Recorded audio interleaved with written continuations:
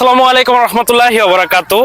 আপনারা এই মুহূর্তে যাদের ফুটবল খেলতে দেখতেছেন এরা সবাই আমাদের ধুকুরিয়া দারুল উলুম নাসিরুল ইসলাম কওমি মাদ্রাসার ছাত্র।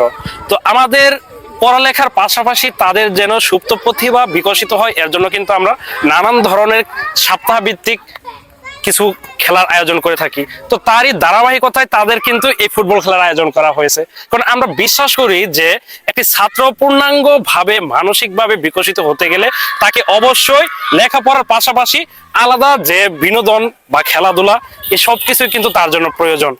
কারণ শুধু যদি সে লেখাপড়ার ভিতরে অ্যাক্টিভ থাকে তাহলে কিন্তু তার আদার্স যে অ্যাক্টিভিটিস আছে এগুলো কিন্তু প্রকাশ পাবে না। এগুলো কিন্তু তাদের বিকশিত করতে গেলে অবশ্যই এই ধরনের খেলাধুলাগুলোর প্রয়োজন আছে বলে মনে করি। তো দেখেন তারা এই ফুটবল খেলার মাঠে কত আনন্দিত, কত উচ্ছ্বাসিত, একটি গোল দেওয়ার জন্য তারা কতটা কষ্ট করে যাচ্ছে। তো এই যে এখান থেকে যে তাদের প্রতিযোগিতামূলক মনোভাব সৃষ্টি হচ্ছে এটাও কিন্তু তাদের একেবারে রিয়েল লাইফে অনেক গুরুত্বপূর্ণ। তো এই খেলা দিয়ে কিন্তু তাদেরকে আমরা বোঝাইতে পারি যে আসলে দেখো তোমাদের পড়ালেখাটাও সেম, যে তোমরা এখানে যেমন দুই ভাগে বিভক্ত হয়ে একটি গোল দিয়ে বিজয় অর্জনের জন্য তোমরা হুমড়ি খেয়ে পড়তেছো, অনেক কষ্ট করতেছো, লেখাপড়ার স্টেজটাও এরকম। এইভাবে অনেক প্রতিপক্ষ থাকবে যারা কিনা তোমার চাইতে অনেক বেশি জানে, অনেক কিছু শিখেছে, তোমার চাইতে অনেক বেশি এগিয়ে যেতে চায়। তোমরাও তাদেরকে প্রতিহত না, তাদের পড়ালেখার মাধ্যমে তাদের থেকে সবসময় এগিয়ে থাকার চেষ্টা করবা যে এই যুগই হইতাছে প্রতিযোগিতামূলক যুগ। এখানে তোমাকে টিকে থাকতে গেলে, ভালো কিছু করতে হলে অবশ্যই অন্যের সাথে প্রতিযোগিতায় নিজেকে সবসময় এগিয়ে রাখতে হবে, তাহলে নিজেকে প্রকাশ করতে পারবা। তো এখানে তার জন্য কিন্তু এই ধরনের খেলাধুলাগুলো তাদেরকে দিয়ে আমরা খেলিয়ে থাকি।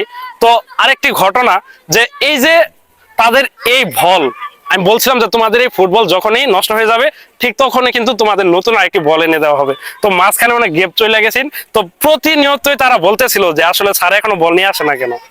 তো আমার কাছে বিষয়টা খুব কষ্টদায়ক মনে হয়েছে যে আসলে তাদের খেলাধুলা কিন্তু পড়ালেখার মতোই গুরুত্বপূর্ণ একটা বিষয়।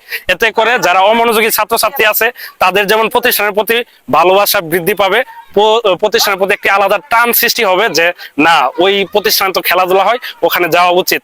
মানে খেলতে হলেও সঙ্গ দেওয়ার জন্য, খেলা সঙ্গ দেওয়ার জন্য হলেও একটা ছাত্র প্রতিষ্ঠানমুখী হবে বলে আশা করি। তো অবশ্যই একজন ছাত্র সুন্দরভাবে প্রতিষ্ঠিত হতে গেলে, তার সুপ্ত প্রতিভা বিকশিত করতে গেলে খেলাধুলার কোনো বিকল্প নেই। তো দেখতে পারতেছেন তারা বল পেয়ে কতটা আনন্দিত, উচ্ছ্বাসিত, তারা কত সুন্দরভাবে খেলতেছে। এটাও কিন্তু তাদের দৈহিক বৃদ্ধির ক্ষেত্রেও খুবই গুরুত্বপূর্ণ। এই দৌড়ের মাধ্যমে, দৌড় ঝাঁপের মাধ্যমে এই মাটির সাথে যে তাদের একটা আলাদা সম্পর্ক গড়ে উঠতেছে, তারা যে নিজেকে মানে এদিক দিয়ে তারা কত ভাবে যে ডেভেলপ হচ্ছে, মানে একটা খেলা একজন সুস্থ সবল প্রতিভাবান ছেলের জন্য খুবই প্রয়োজন বলে মনে করি। তো সবাই ভালো থাকবেন। আমাদের প্রিয় প্রতিষ্ঠান